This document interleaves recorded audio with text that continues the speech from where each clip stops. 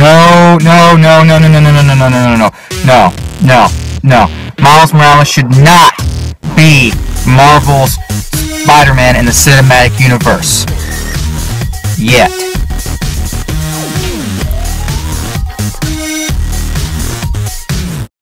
Hey guys, Stampy here. Oh, by the way, hold the hate comments. Look, watch the video first.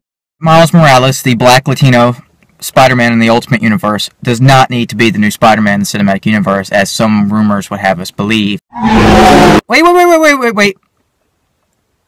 Just wait. He doesn't need to be it yet. Peter Parker was the original Spider-Man. I understand, oh, new white Spider-Man, blah, blah, we already done that. Well, isn't he supposed to be, like, half Jewish?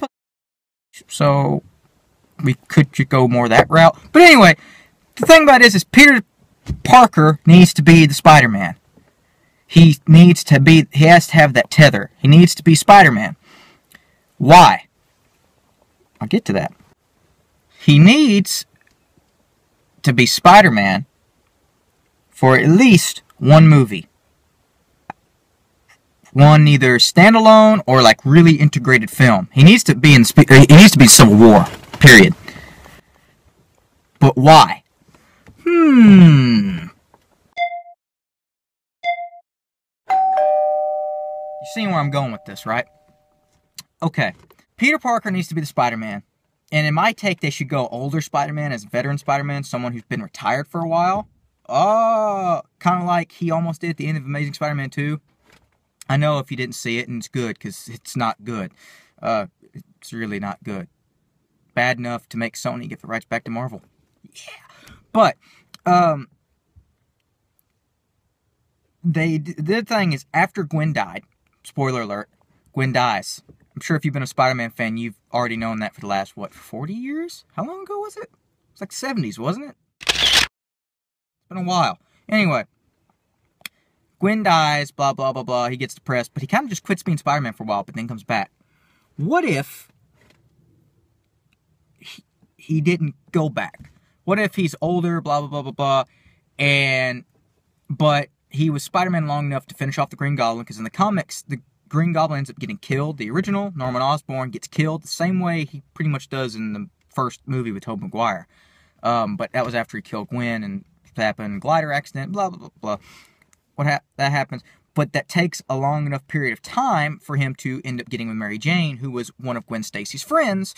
Then they fall in love, blah, blah, blah, blah. He gets married and gives up being Spider-Man because he doesn't want the same thing that happened to Gwen to happen to Mary Jane.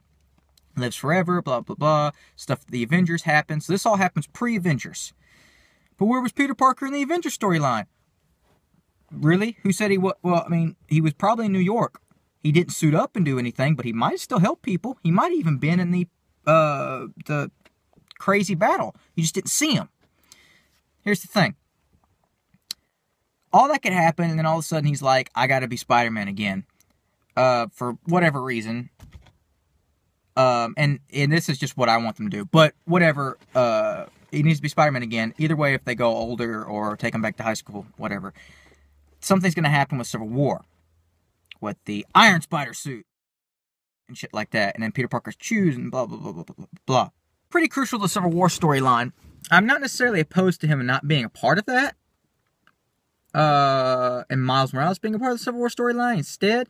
Though I don't know if that's going to have as big of an impact when Miles Morales pulls off the mask and be like, yeah, I'm Spider-Man. And be like, but you've only been Spider-Man for like a year. We know the other guys.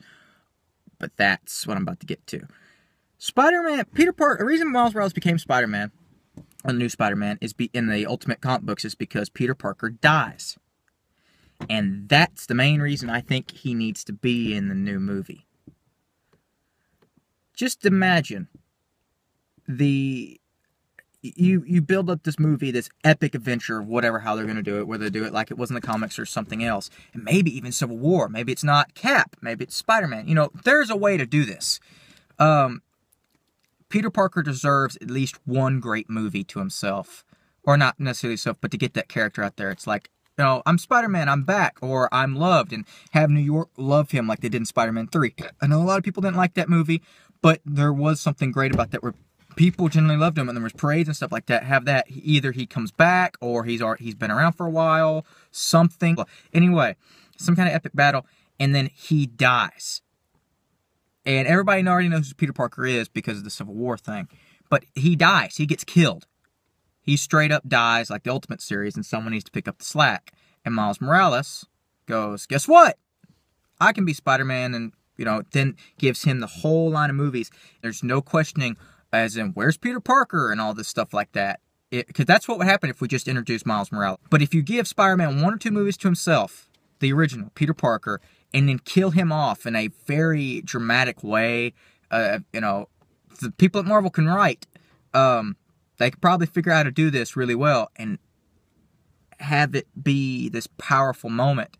And Miles Morales steps up to the plate and takes up the mantle and does a better job and becomes the Spider-Man they all love.